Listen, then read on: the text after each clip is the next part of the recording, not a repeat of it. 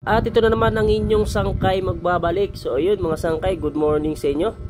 Ayan, bali pagsipagan na naman tayo. Ito na ating unang masa. Ayan, gumagawa tayo dyan ng pandisyosa. Ewan ko kung ang tawag sa inyo ng tinapay ito mga sangkay, dahil sa pinasuka ko dati is pandisyosa po ang tawag dito. So ayun, bago po ang lahat ay gusto ko po muna magpasalamat sa inyo mga sangkay, dahil sa ngayon po ay meron na tayong 30k followers. Ayun, maraming salamat po sa patuloy nyo pagsuporta sa aking channel. Sa mga nagtatanong nga pala kung ano-ano daw yung mga kailangan ng mga gamit kapag nagsimula ng bakery, nakadepende po yun mga sangkay kung magkano po ang inyong puhunan at kung ano-ano po ang inyong alam pagdating sa bakery, or kung ano ang inyong kalaman pagdating sa paggawa ng mga tinapay. Pangunahing pangangailangan mga sangkay is kailangan meron tayong oven, tray or plancha, lagayan ng ating tinapay na pinoporma, yung mga lanera na yan kung sakaling gagawa kayo ng mga ganyan. Syempre kailangan din natin ng masahan, dahil hindi tayo makakapagmasa kung wala tayong masahan kagaya ng bangka or planggana. Inuulit ko, nakadepende po sa inyo kung magkano po ang inyong magiging puhunan, kasi kapag bangka pang inyong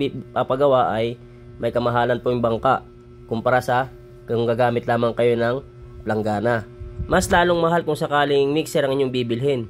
Pero gaya ng sinabi ko, kung may budget naman kayo ay pwede naman kayong makabili kagad ng mga ganyang equipment, ganyang kamahal. Kailangan din natin ng lamesa, dahil hindi tayo makakapagporma ng ating mga tinapay kung wala tayong lamesa. At kapag marami ang inyong gawa, hindi pa pwede na wala kayong paalsahan or bread rack. So napakahalaga din yan mga sangkay. At syempre ang inyong paglalagyan ng finished product, ang inyong istante. So ayun, dapat meron tayong ganyan kung sakaling tayo ay magbubukas ng kahit na maliit na bakery. At syempre yung ating ingredients, wala naman tayong mamasahin kung wala tayong ingredients, di ba?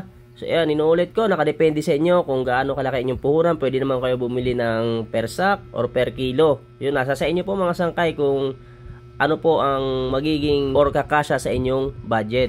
At kung kayo naman ay hindi marunong gumawa or magmasa ng mano-mano na pamamaraan, ay kailangan nyo pong bumili ng dough roller. So bali may kamahalan yun mga sangkay, kaya kinakailangan nyo makabili ng dough roller, dahil yun po ang magpapakinis ng inyong tinapay or spiral mixer. Mas mapapagaan po yung ating gawain kapag meron tayo ng kahit na isa dyan sa equipment na yan. At syempre, bago kayo bumili ng mga gamit na yan or equipment sa ating bakery, dapat ay meron na kayong pwesto or dapat ay meron na kayong paglalagyan ng inyong mga equipment or iba pang gamit sa bakery na inyo nang nabili. So bali, unahin nyo yung pwesto bago kayo bumili ng mga pangangailangan sa bakery. At pagdating naman sa pwesto mga sangkay is pag-aralan yung maigi kung kakasya nga ba yung mga equipment na inyong ilalagay sa inyong pwesto. Dahil bilang isang panadero ay napakahirap pong kumilos kung sobrang sikip po ng pwesto at hindi mo alam kung saan mo kukunin ang inyong mga gagamitin. At bago nga pala kayo magsimula sa pagbubukas ng bakery, siguraduhin nyo po meron kayong karanasan kahit man lang konti sa paggawa ng mga tinapay. Dahil kung wala, ay malaking problema po kung sakaling kayo ay mawawalan ng panadero.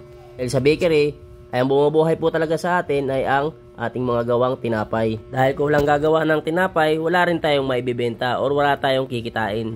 O siya, hanggang dito na lang yung aking video. Maraming salamat po sa patuloy niyong pagsuporta sa aking mga video. Paki-like at share itong ating video ha. At paki-follow na rin po ng aking page kung sakaling kayo po ay hindi pa nakapag-follow. Thank you for watching. See you on my next video.